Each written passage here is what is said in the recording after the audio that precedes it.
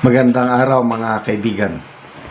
Bigyan natin ng reaction, opinion itong post ng News 5. Title, Kasya ba ang 500 para sa Noche Buena? Sa anong planeta sa anong planeta kasya yung 500 pesos para sa Noche Buena ng pamilyang Pilipino?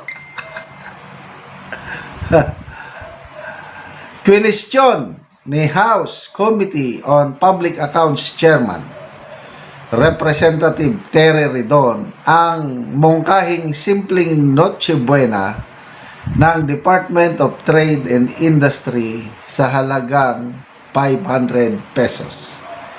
Giit ni Ridon, sa presyo ng mga bilihin ngayon, kahit simpleng spaghetti at keso ay hindi na magkakasya ang sinasabing 500 ni DTI Secretary Cristina Roque.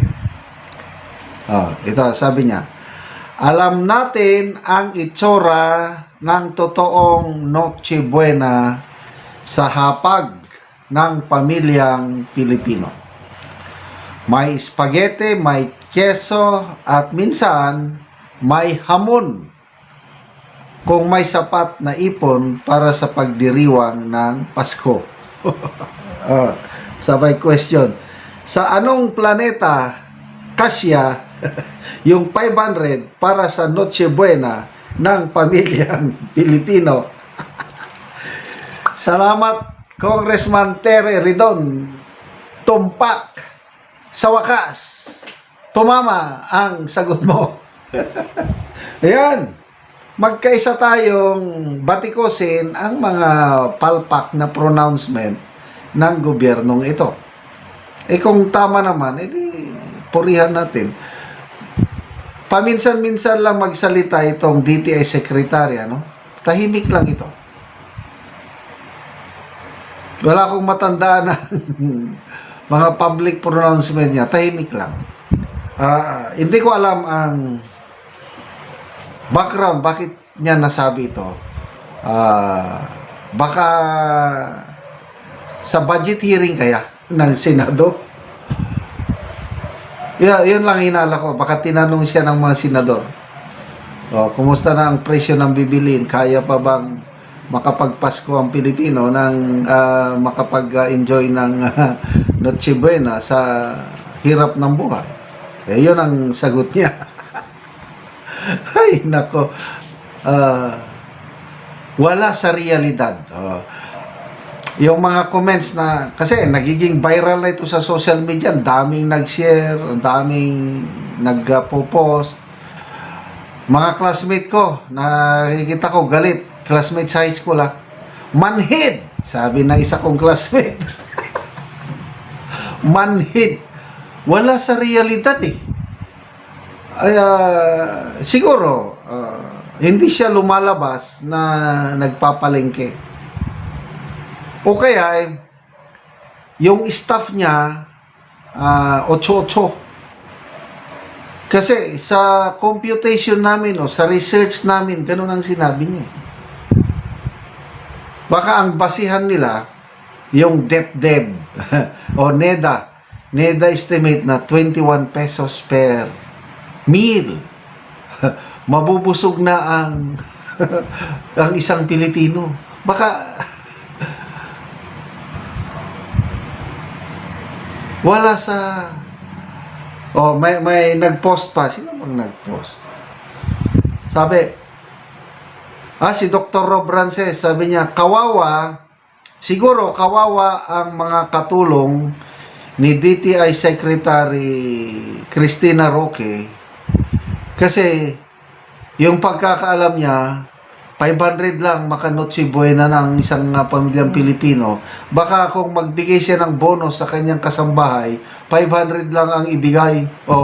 Kasi ang sa isipan ng secretary, malaking amount na yan makapag-Noche Buena na kayo. Yung katulong naman, kut sa ulo, anong mabibili nito? 1,000 nga kakaunting mabili. As in, talaga. Kaya ako, halos hindi na ako lumalabas na dati-dati bumibili ako ng isda eh. Kaya lang sa sobrang mahal, wala na. Pinabaya ko na lang sa aking misis kung ano ang bibili niyan. Yun na lang dahil, well, sa awa ng Diyos, sufisyente pa naman ang aking pensyon.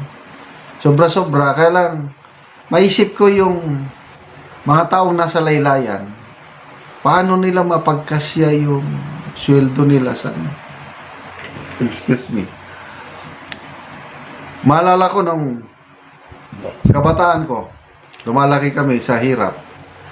Wala kaming Noche Buena, as in. Walang pagkain.